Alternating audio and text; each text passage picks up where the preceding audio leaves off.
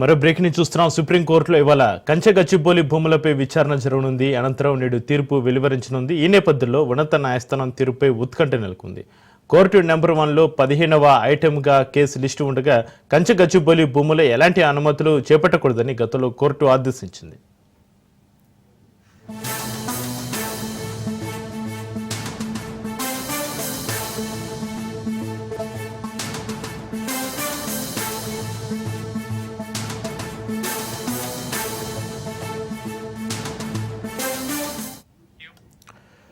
సుప్రీంకోర్టులో ఇవాళ కంచెగచ్చిబౌలి భూములపై విచారణ జరగనుంది. అనంతరం నేడు తీర్పు వెలువరించనుంది. ఈ నేపథ్యంలో ఉన్నత న్యాయస్థానం తీర్పుపై ఉత్కంఠ నెలకొంది. కోర్టు నెంబర్ 1లో 15వ ఐటెంగా కేసు లిస్టు ఉండగా కంచెగచ్చిబౌలి భూములో ఎలాంటి పనులు చేపట్టకూడదని గతంలో కోర్టు ఆదేశించింది.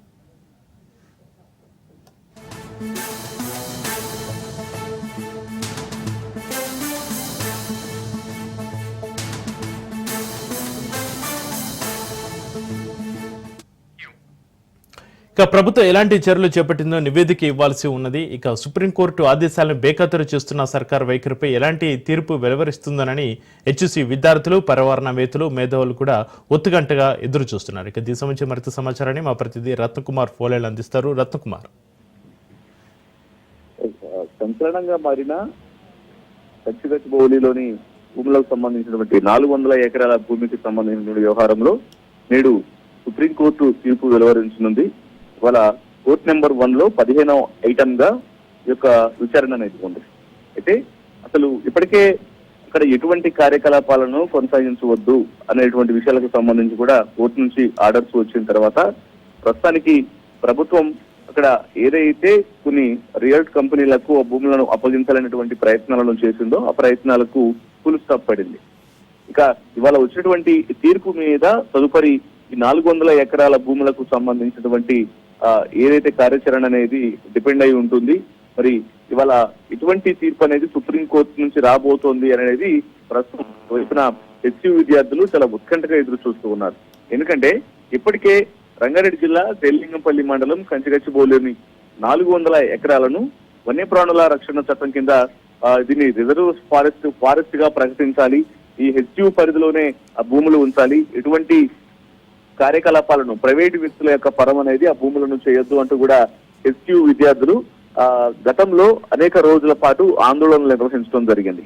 ఎప్పుడైతే ప్రభుత్వం దీన్ని సిజిఐసికి అప్పగించి కొంతమంది ప్రైవేటు వ్యక్తులకు అమ్మకాలు జరపాలనేటువంటి విషయం చేసిన తర్వాత వీటన్నిటి మీద విద్యార్థులు ఆందోళన నిర్వహించారు. భూములను ఎట్టి పరిస్థితుల్లోనూ ఇతరుల పరం చేయొద్దు, అవి కేవలం హెచ్యూ పరిధిలోనే ఉండాలి. లోపల అనేక రకాల వన్యప్రాణులు అనేవి నివసిస్తూ ఉన్నాయి. కొన్ని వేల రకాల వన్యప్రాణులు అనేవి ఆ లోపల ఉన్నాయి కాబట్టి వాటన్నిటికీ హానికరమైనటువంటి పరిస్థితులు తలెత్తాయి. సో ఇది ఖచ్చితంగా ఎన్విరాన్మెంట్ ను దెబ్బతీసేటువంటి ప్రయత్నంగా భావించాల్సి ఉంటుంది. కాబట్టి దీన్ని ఖచ్చితంగా అడ్డుకుంటామనంటూ కూడా కొంతమంది ఎంతో మంది విద్యార్థులు ఆందోళన నిర్వహించడం జరిగింది. ఇది ఏకంగా ఒకవైపున హైకోర్టు పరిధిలోనూ మరోవైపున సుప్రీంకోర్టు దృష్టి వరకు వెళ్ళింది. ఈ క్రమంలోనే కేంద్రం ఒక కమిటీని నియమించడం జరిగింది. కేంద్ర కమిటీ వచ్చి ఇక్కడ హెచ్యూ విద్యార్థులతో ఒక సమావేశాన్ని ఏర్పాటు చేసి ఉన్నటువంటి ఇబ్బందులు, ప్రభుత్వం చేసినటువంటి పనులకు సంబంధించినటువంటి పూర్తి వివరాలను ఈ యొక్క సమావేశం ద్వారా అడిగి తెలుసుకుంది. ఈ క్రమంలోనే అక్కడ జరిగినటువంటి కార్యకలాపాలకు సంబంధించినటువంటి పూర్తి వివరాలను వచ్చినటువంటి కమిటీకి విద్యార్థులు తెలియజేశారు. తెలియజేసిన అనంతరం ఈ కోర్టు ఇప్పుడు సుప్రీంకోర్టులో సుమోటుగా వచ్చినటువంటి పిటిషన్లకు సంబంధించినటువంటి విచారణ అనేది కొనసాగింది. ఇక నేడు తుది తీర్పు ఉన్నటువంటి నేపథ్యంలోనే కోర్టు ఎటువంటి తీర్పునిస్తుంది, ఖచ్చితంగా ఈ యొక్క భూములను ఫారెస్ట్ గానే ఉంచి అక్కడ ఎటువంటి కార్యకలాపాలు కొనసాగకుండా ఆర్డర్స్ ఇస్తుందా, లేకపోతే ఇటు ఇది ఏ రకమైనటువంటి తీర్పు అనేది సుప్రీంకోర్టు నుంచి వస్తుందనేటువంటి ఉత్కంఠ ఇప్పుడు సర్వత్రా నెలకొని ఉంది.